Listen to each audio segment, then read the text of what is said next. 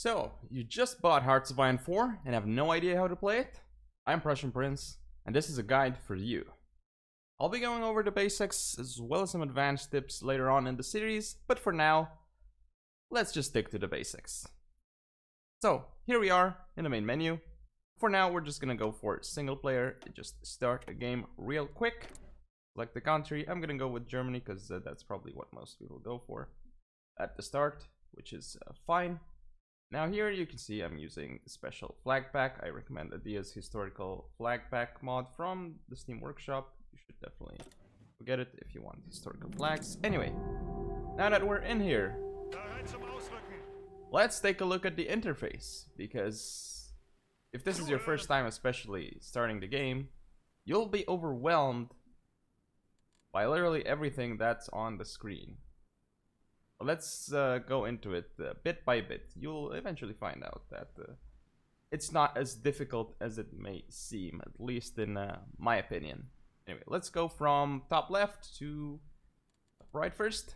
So here is your flag. If you click this, you open up the political tab, which is to the left of decisions tab. But we'll look at that later. Now, political power. This is one of the most important resources you can have, because without political power, you cannot do special things, like, say, change your economy law, which is very important because you get more factories and special boosts. You cannot change advisors. You cannot add theorists or military high command or all this stuff here. You cannot change unless you have political power, which is very, very important. Now you need political power also for other things, like decisions, these decisions here. So again, political power, very, very important resource in the game. Now Germany, of course, having Adolf Hitler as the ruler, so to speak, he has a plus 25% PP gain bonus. So Germany has a PP advantage over the other nations. Also, you can increase PP growth by selecting silent workhorse political advisors. Germany does actually have two, but one of them does actually end up dying. Anyway, that is political power. Again, very important to make sure that you have enough political power to do what you want, because it is one of the most important resources. I cannot stress that enough. Now that we've gone over political power, we should go and check out stability. Another important stat, not as important as political power or, say, war support, at least the critical value of war support, but it's fairly important, to say the least. As you can see, it gives you massive bonuses when you're above 50%. You get like some nice bonuses, like factory output, dockyard output, consumer goods factories reduced, which basically means you have like more civilians to spare, and political power gain. So all of these boosts, very, very nice. I mean, especially dockyard output, maybe not that big of a deal, but the factory output and consumer goods and political power, such big bonuses, really, really good. Then we have war support. Very, very good to keep this above as the critical number. Like, let's say if we look at Germany, to enact war economy, we need more than 50% war support. So how do you get higher war support? Well, that's simple. The more world tension there is in the world, the higher the war support you have. So that is very, very important. There is also, I believe, yes, there you go. There's also Joseph Goebbels for Germany, a minister that adds war support as well. That is pretty important to keep in mind. You need more than 50 war support for, say, for Germany to enact war economy. As for, let's say, an allied nation, democratic like UK, you can see here you also need more than 50% war support, but because UK is democratic, it cannot go to war economy unless it's at war. So that is very important. Well, at war with like a nation that is big enough. Like if it's a war with a super small minor, it's not gonna get war economy. Now, that we've looked over war support, manpower. Again, super important stat. You do not want to run out of manpower because then you cannot reinforce your divisions properly, so your divisions will not be that efficient. So now the real question is, how do you get more manpower, right? Well, that's simple. You change your conscription law here, again, using the political power resource.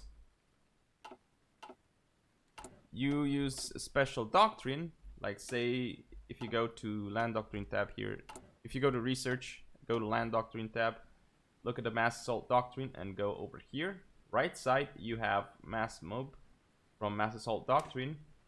And where was it again? It was somewhere over here. There it is. So human wave offensive gives you 5% recruitable pop. So that's another way to increase your manpower.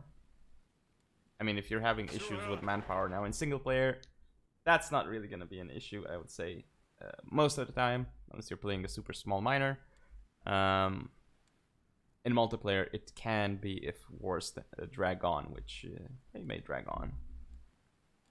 Also, other ways of gaining manpower, like focuses, they may grant you recruitable pop factor, or just flat out recruitable pop, very important to know. And that's manpower done. Want to look at convoys next. This is just not really as important if you're a landlocked nation, but it can be important if you are actually trying to supply troops overseas, because you will need convoys, or if you're doing trade overseas with someone.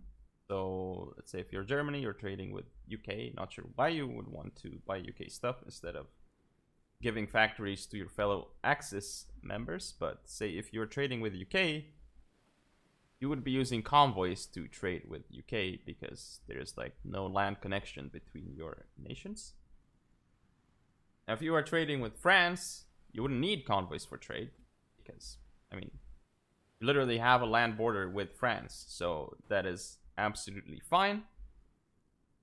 And you also use convoys for let's say when you're receiving the lend-lease. This is a little bit more advanced, but if you receive lend-lease from someone, like probably the best example I can give is Soviet Union receiving lend-lease from USA. You will need convoys to receive lend-lease, like a lot of convoys. So keep that in mind. Now that we're done with the convoys, let's go for the factories. So this is very important. This number over here represents the total number of factories that you currently have. So this adds up military, civilian, and naval ones as well.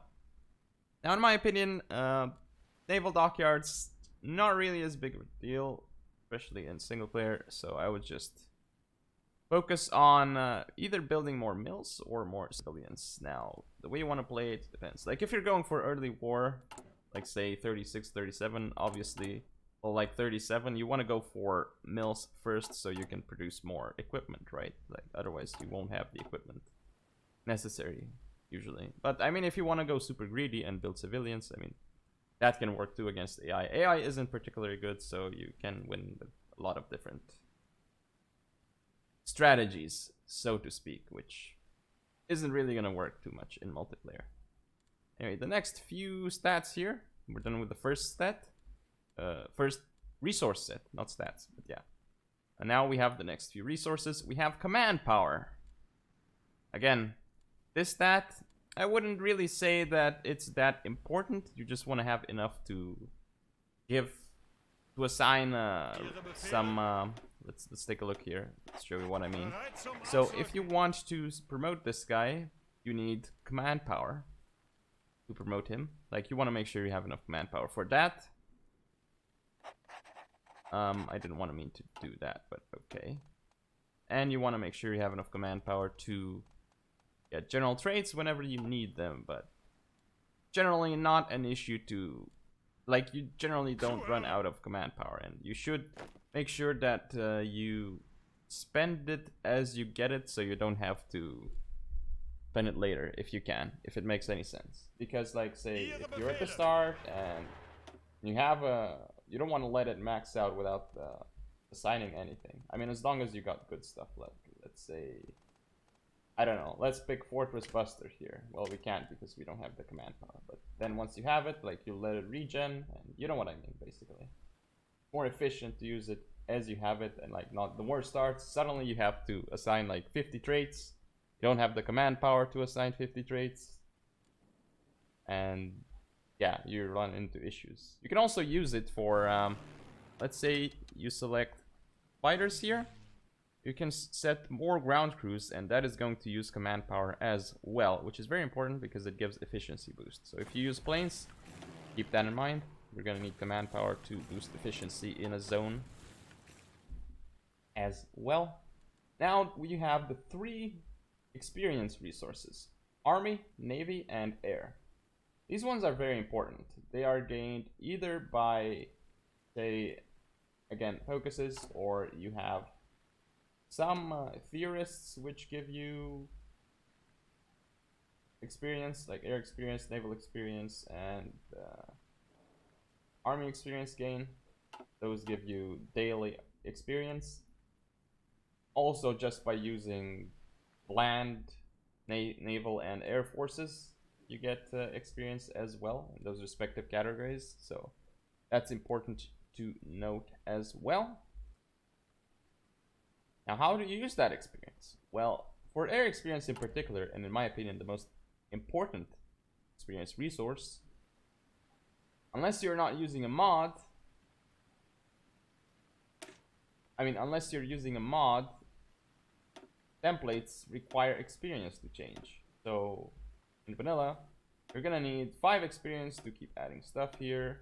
So this is gonna add up. Like, when you make massive changes to a template, let's say you want to add, I don't know, make like a 40 width. So if you add all of these here,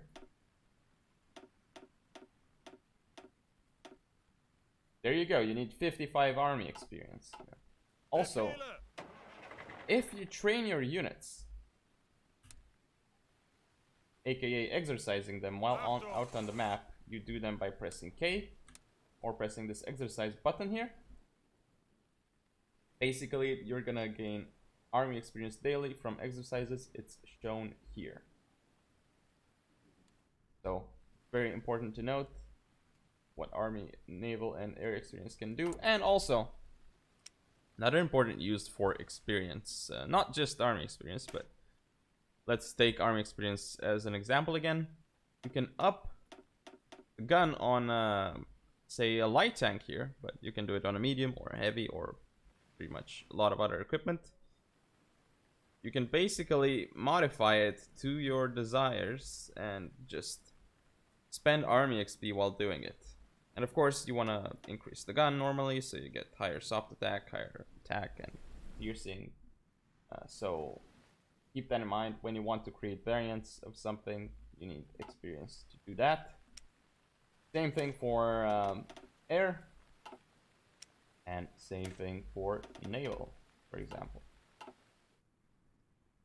Now, over here in the top center, right below the experience and the command power, we have the alerts.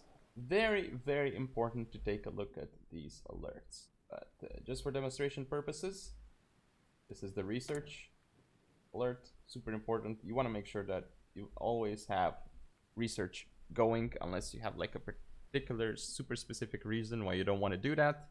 Now here, free civilian factories. You pretty much never want to have free civilian factories. Always want to use them. Free military factories. Same thing here. Always use your military factories. So these alerts are very good to keep you doing like very important stuff that you're not currently doing. National focus set. Normally you want a national focus, but there are some specific reasons when you do not want to use a national focus, which I may explain later. Unassigned divisions. This is important because you want to assign them to a general like this, and potentially put them under a field marshal so they gain all the combat bonuses that they can. No divisions in basic training. Now this alert isn't really as important. I mean, you may have enough divisions to do what you want, or you don't want to train like whatever template you have, or you don't have enough equipment to train what you want. And insufficient resources, this is pretty important. This one is quite important because you want to make sure that you are trading for what you need, essentially. So all your factories work at peak efficiency. Again, some specific situations where you don't need to do that, but generally it is good to trade for your resources. And that's it with the alerts. So we're done with the top center of the screen, top left, and now we have the top right. But previously, this is the world tension number. The higher it goes, the more war support people get, and then focuses get unlocked. Like for instance, if we are to take the UK, you can take generally armament when UK can take this focus once war tension hits more than 10%.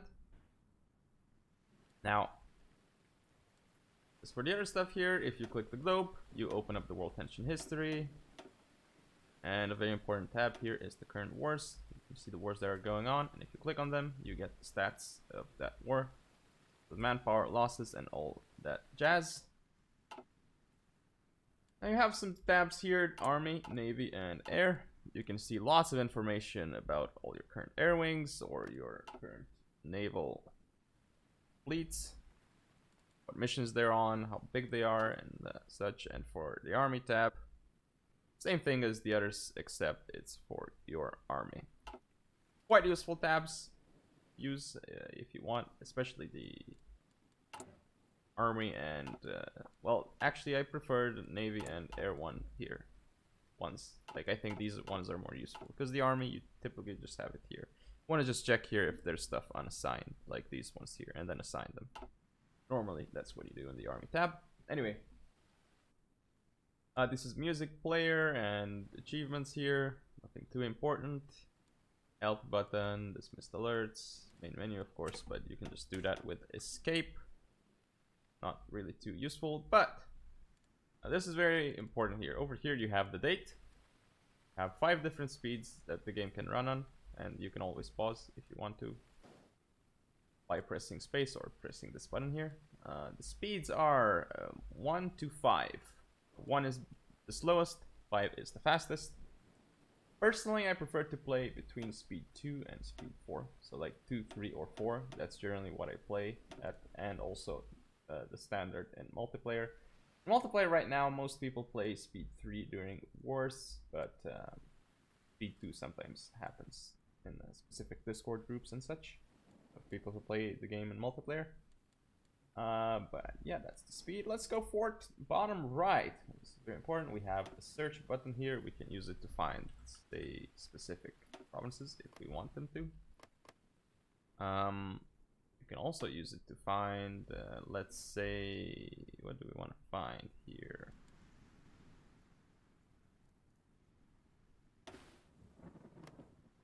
Anyone, basically.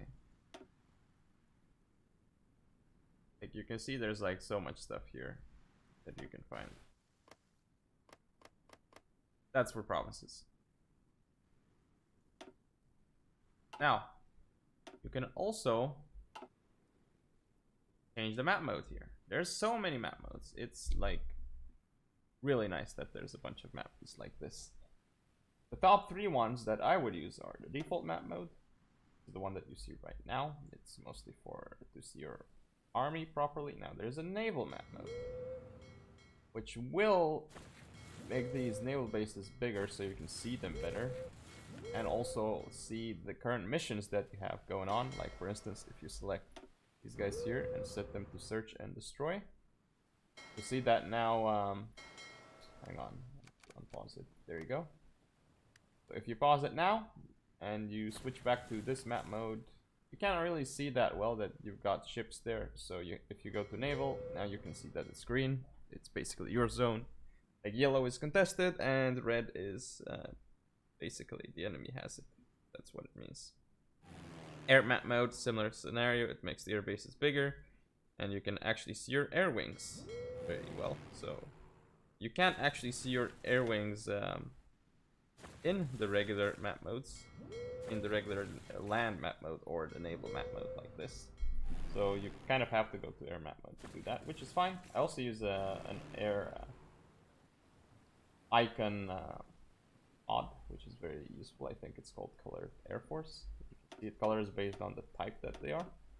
Very useful. I like it. Now, other less important map modes, but still quite useful depending on the situation. You have the supply areas map mode. States map mode, not too useful, I would say. Resistance map mode can be useful. Then you also have resource map mode. Pretty damn useful, I would say, resource map mode. You want to see where resources are, so you get the resources. Then diplomacy, and not too useful. Factions map mode, not that great either. There's a bunch of stuff here. Personally, I like to have all this stuff turned off. I kind of like having raiders on, but their stuff here isn't great, so in my opinion anyway, so I just turn it all off. Battle plans for allies could be useful. Other than that, no. Now this over here, I believe this is part of the Waking the Tiger DLC, the minimap. And there are a couple of features with it, like if you zoom out, you can see what you currently see on the screen here, like what your camera shows. Now if you click on it, obviously you get sent to where you click. And there's a couple of buttons here. This is mostly for multiplayer use. Like let's say you an offensive ping, tell your allies you want to attack that. If you send a defensive ping, defend here, I guess. It's basically how it works. Of course, you can toggle the minimap, but again, this is part of the Waking the Tiger DLC. I don't think this is a free feature, so you need Waking the Tiger for it. And finally, the bottom center, we've already gone through it, but if you select unit here, you add it here, you will see that you have an army. And then if you click this plus sign, you will put that army under a field marshal. Of course, you have all the battle plans here that you can do. Most important things to do here: exercising, naval invasions, paratroop orders, front lines. Those are the important ones, basically, that you want to use most of the time. I tend to not use fallback lines a lot. Garrison area can be useful if you want to deal with resistance or guard force or something like that, and you don't want to do it yourself. Obviously, the read order is very useful as well in edit mode. But don't really use spearhead or fallback line much, but some people tend to get use out of those. I don't personally. I don't like using them. I just do it with the regular front line, or if I want people to go to a fallback line. I mean, I use it sometimes, but like normally I just manually move the divisions over there and unassign them from the current order they are on first, so they don't go back. But yeah, that is the bottom center of the screen, and that should be all the interface stuff done first, at least the basic part of it. That's it for the first video in the series. Hope you found it helpful. Follow me on social media. I'll see you all next time.